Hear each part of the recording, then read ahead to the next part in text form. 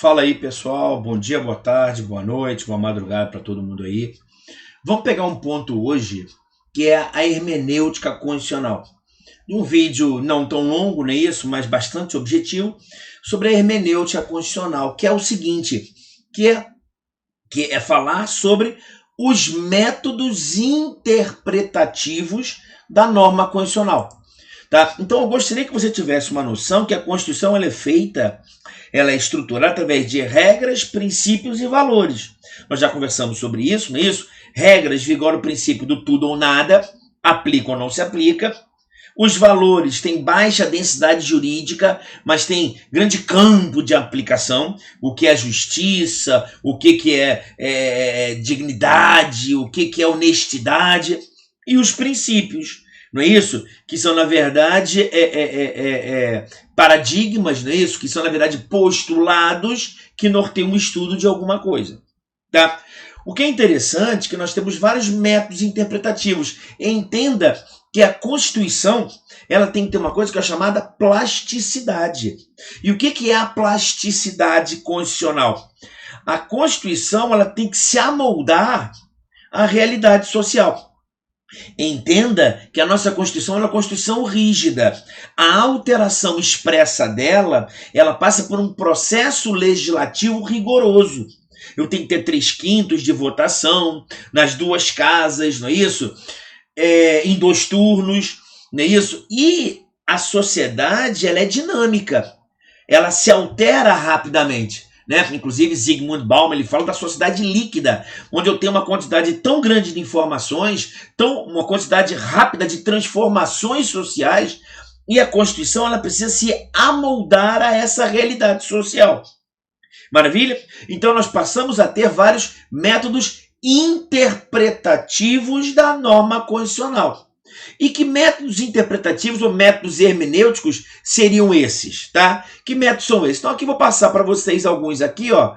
Nós vamos começar a analisar a interpretação constitucional. E o primeiro método é o método jurídico, tá? Como é que se define o método jurídico, tá? Eu vou ter o método gramatical, sistemático, histórico e lógico. O que é o método gramatical? Na verdade, a interpretação visando o português, o que está escrito.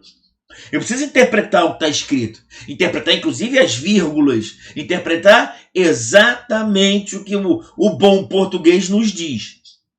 É um método, gente, que eu devo, para alguns autores, eu devo sempre iniciar um método interpretativo. Para alguns autores, por exemplo, a interpretação da norma constitucional tem que se iniciar daquilo que está escrito. E jamais nenhum método interpretativo pode nos levar a conclusões que sejam contrárias ao método gramatical.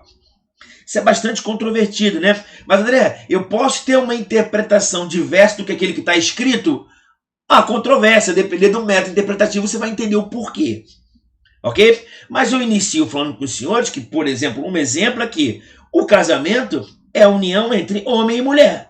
Se casamento é entre homem e mulher, é o que está escrito. Só pode casar um homem com a mulher. Isso é um método que é inicial, mas é aquilo que está escrito. Eu tenho também, da forma jurídica, a interpretação sistemática. O que é interpretação sistemática? É interpretar a norma constitucional não isoladamente. Eu não vou interpretar aquele artigo de maneira isolada, mas vou interpretar em conjunto com os outros artigos da Constituição. Se a Constituição, pela teoria do bloco de constitucionalidade, é um bloco monolítico, a Constituição é uma carta constitucional, deve ser interpretada como um todo e não pegar cada artigo isoladamente. Eu até brinco, né, que existem alguns políticos que utilizam muito isso. Ele pega um artigo específico e fala assim, olha, a Constituição diz isso e ponto final. Como, por exemplo, não é isso? Alguns políticos falam o seguinte, olha, a Constituição fala que a propriedade tem que cumprir com a sua função social. A propriedade tem que cumprir com a sua função social. Então, casas que estejam abandonadas, eu posso invadir. Porque quando eu boto uma família pobre, eu estou cumprindo com a função social. Eu estou invadindo isso. Pode invadir? É claro, se eu analisar da maneira gramatical, sim. A propriedade tem que cumprir com a função social? Se ela está vazia, o mato está crescendo, bota uma família lá dentro, que eu estou esquecendo todos os outros artigos, como por exemplo, que fala do devido processo legal, do direito de propriedade, não é isso? Dos crimes de violação de domicílio. Então, quer dizer, eu estou esquecendo todo o resto da Constituição. Eu tenho também interpretação histórica, que é o quê? Eu, ao interpretar a norma constitucional, eu não posso esquecer do momento histórico que havia naquele momento que a norma foi feita. Eu vou interpretar aquela norma o seguinte: por que essa norma foi feita aqui? Por que ele falou isso? Por que isso foi escrito em 1988? Então eu tenho que sair da minha realidade e ir lá para a realidade de 1988. Eu sempre falo para meus alunos que a Constituição de 88, no seu texto original, ela falava 3 vezes a palavra censura e uma vez só a dignidade da pessoa humana. Aí você fala, caramba, por que isso? Porque censura é mais importante? Não! O momento histórico que havia naquela época. Tem também o método lógico, quer dizer, o método interpretativo jurídico jamais pode fugir à lógica da razão da criação do dispositivo. Por que esse artigo foi colocado ali? Eu não posso fugir à lógica da interpretação. Então eu interpreto de maneira gramatical, depois eu analiso no todo da Constituição, depois eu analiso o momento histórico que aquela norma foi feita, e depois eu vejo se está dentro da lógica, do mecanismo sistemático daquele texto constitucional. Maravilha? Essa é a interpretação jurídica. Simples. Aí eu vou para o critério interpretativo científico e espiritual. Rudolf Smend. O que Rudolf Smend observou? Olha, pelo critério científico e espiritual, não basta analisar a realidade social. Eu tenho que analisar lá no momento que a norma foi feita, a realidade social daquele momento e quais os valores que fundamentaram a tomada de decisão para fazer aquele artigo. Quais eram os valores que integravam uma sociedade naquele momento? Entendeu? Quais eram os valores que eu tinha naquele momento? É óbvio, gente, que os valores que fundamentam a sociedade de hoje não são os mesmos da Constituição de 88. Nós estamos falando aí, ai meu Deus, 12 com mais 20, mais de 30 anos de Constituição. Não é isso? Então, quais os valores que fundamentaram a criação da norma naquele momento? Eu tenho que, por isso que ele fala método espiritual, eu tenho que entrar na cabeça do cara, do legislador, da Assembleia Constituinte, não é isso? Naquele momento. E o que é interessante, que nesse método eu tenho que observar que a interpretação valorativa tem que integrar todos os ideais que fundamentavam uma sociedade naquele momento. Compreenderam? Isso é o método científico e espiritual. Eu tenho que avaliar, interpretar a norma de acordo com os valores que fundamentaram a elaboração da norma à época, no caso, 1988. Qual era a carga valorativa que fez com que a pessoa, com que o constituinte fizesse a Constituição daquela forma? E aí você já passa a entender a resposta anterior que eu falei para vocês. Caramba, por isso que censura foi colocado 3 vezes. Por quê? Pelo medo, pelo receio do momento histórico que nós vivíamos à época. O regime militar. Ok? Perfeito? Um outro critério de Theodor Weigweg, que fala do conceito tópico problemático. Olha que interessante. O conceito tópico problemático, ele parte do quê? Ele parte do problema. Tá? Ele parte do problema. Então, eu vou interpretar a norma constitucional, agora não estou preocupado com aquilo que eu vivia à época quando foi feita. Eu estou preocupado com o problema hoje. A norma constitucional tem que ser interpretada de uma forma que deva solucionar o problema a ser resolvido. O método tópico problemático, eu tenho que adotar um método interpretativo que seja o mais convincente para a sociedade, porque é esse método interpretativo que resolve o problema. O que é interessante que no método tópico problemático, eu parto da interpretação através dos topóis. E o que é o topói? É o problema a ser resolvido. Entenderam? O intérprete, o Supremo Tribunal Federal, ele vai analisar um problema social e fala, qual é o problema que nós vivemos hoje? Não me interessa o que foi feito lá no passado, não me interessa o problema de 1988, me interessa o problema hoje. Qual é o problema hoje? É esse o problema? Sim. Se for esse o problema, eu pego esse problema, eu interpreto o problema e da solução da interpretação desse problema, eu passo a olhar a norma constitucional. Neste problema aqui, quais são os artigos constitucionais que falam sobre isso? Então, eu vou interpretar os artigos constitucionais para solucionar este problema da realidade social. É o chamado método tópico problemático. Qual é a grande vantagem? A grande vantagem é que eu tenho soluções mais convincentes para a sociedade. E qual é o grande problema? A alteração da interpretação. Eu posso alterar a interpretação toda hora. Por quê? Porque os problemas vão sendo alterados. Ainda mais na sociedade líquida. E aí vem o Konrad Hess. O Konrad Hess ele fala o seguinte, olha, me desculpe, mas eu acho que tem que ser o contrário. Olha o método tópico problemático. Olha, eu estou falando o seguinte, você parte do problema para interpretar a norma. Eu já penso o contrário. O método, olha lá, hermenêutico concretizador, ele faz o caminho inverso. Ele primeiro interpreta a norma e ao interpretar a norma e o seu alcance, ele passa a aplicar no caso concreto para que o problema seja resolvido. Se no método tópico problemático, primeiro eu interpreto o problema para depois interpretar a norma, no método hermenêutico concretizador, primeiro eu interpreto a norma, primeiro eu observo o alcance da norma constitucional e ao interpretar o seu alcance, eu vou e tento resolver o problema. O método é inverso. O método tópico problemático é o oposto do método hermenêutico concretizador. Maravilha? Olha o que fala o Konrad Hess. Para obter a concretização, é necessário um problema ser resolvido. Então, eu interpreto primeiro a norma, já pensando em resolver o problema.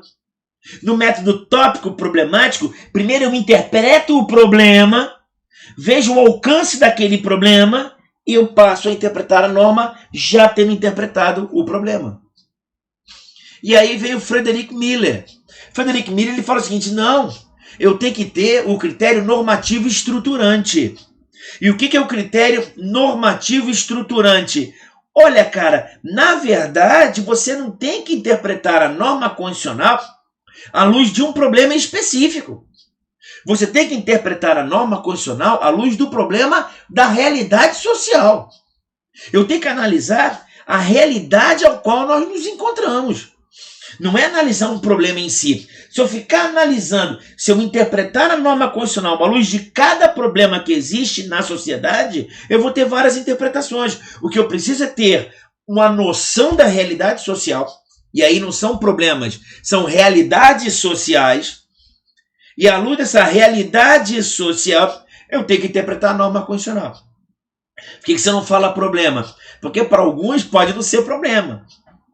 Esse problema democrático, todos somos iguais. Mentira. Existe uma casta, várias castas na nossa sociedade, onde elas são tratadas de forma diferenciada. Você sabe muito bem disso, você sente isso na pele. Não é isso? Isso não é um problema. Para eles, não. Para quem está na casta, não. Mas é uma realidade social. Eu olho essa realidade social e passo a interpretar a norma constitucional. E aí vem o Peter Haberle. O Peter Haberle fala o seguinte, uma questão muito simples. Me tira uma dúvida. Por que são só 11 pessoas que devem interpretar a Constituição? Por que são só os ministros do Supremo Tribunal Federal que devem interpretar essa Constituição? Ó, porque ele não fala ministro do Supremo Tribunal Federal, né? Ele fala o seguinte, todo aquele que está submetido à Constituição pode interpretá-la. Você pode interpretar a Constituição. É a chamada Constituição aberta, ou chamada método concretista. Não adianta eu ficar analisando meia dúzia de pessoas estudando direito constitucional e tentando interpretar o porquê que a norma foi feita em 1988. Nada disso. Vamos concretizar a norma constitucional. Eu vou perguntar para as pessoas que estão na sociedade e que são aplicadas a Constituição a ela. Todo mundo pode interpretar a Constituição. É a chamada Constituição aberta. E como é que eu faço isso? Olha, eu vou criar mecanismos, eu vou criar o seguinte, co-intérpretes. Então existem pessoas que também podem interpretar a norma constitucional. E dois bons exemplos que estão aqui, né? Aqui, ó. Opa, ali, ó. Aqui, ó. São as audiências públicas e o amicus curiae, o amigo da corte. Então, quando o Supremo ele vai decidir alguma questão relacionada aos homoafetivos, por exemplo, antes de decidir, ele chama o amicus curiae, ele chama uma ONG para falar sobre isso. Ele chama parte da sociedade representativa para falar sobre isso. Vou ouvir. Tem um problema aí que tem muitos médicos errando com erro médico. Vou chamar o Conselho Regional de Medicina, o representante do Conselho Regional de Medicina, para dizer o seguinte, a realidade dos fatos. Eu preciso entender o que está acontecendo na sociedade, ouvindo as pessoas que a estão submetidas, e eu quero ouvir a interpretação que elas têm da norma constitucional. Eu vou fazer uma alteração na sociedade, vou fazer uma audiência pública, vou ouvir a sociedade. Isso Peter Abel falava na chamada método hermenêutico concretista da Constituição aberta. Eu tenho que abrir espaço para que todos possam interpretar a Constituição. Então, por exemplo, você percebe claramente que o Supremo falou o seguinte, olha, prisão só em última instância. A pessoa pode ser condenada em primeira instância, em segunda instância, em terceira instância, e mesmo assim ele pode ficar solto. Só depois o Supremo disser que ele é condenado ou inocente. Isso é claro que foge a qualquer ideia daquilo que você tem de justo. Se você perguntar para a sociedade o que ela acha disso, é uníssono. Isso é uma maluquice, uma loucura. E tem ministros do Supremo, que até já estão aposentados agora, que falaram que isso é constitucional. Ele interpreta dessa forma. Mas o ministro não é como a sociedade interpreta. Bom, mas eu sou o intérprete da Constituição. Eu tenho conhecimento do princípio da presunção de inocência. Estão entendendo? E o Peter Abel falava, tem que chamar todo mundo. E o Supremo deveria observar essa interpretação. Ele sabe muito bem que o Supremo faz ao contrário. Se tiver sites que falam sobre coisas diferentes do que o Supremo pensa, ele manda fechar o site. Ele manda suspender o site, manda prender pessoas. Então é óbvio que isso está fugindo ao nosso sistema democrático. É óbvio que isso está fugindo ao método hermenêutico concretista da Constituição aberta. Maravilha? Então nós temos aí algumas relações aí, não é isso? Deixa eu ver aqui a tela aqui, com relação a efetivamente o que, gente? Ao método interpretativo da Constituição. Tá? Então observe que eu tenho vários métodos. Eu tenho um método jurídico, eu tenho um método espiritual, não é isso que eu vou analisar o porquê que foi feito lá atrás. Eu tenho questão dos topós, a tópica, que eu vou tentar solucionar o problema. O método concretizador, hermenêutico concretizador, que eu vou analisar a norma, interpretar e tentar resolver o problema.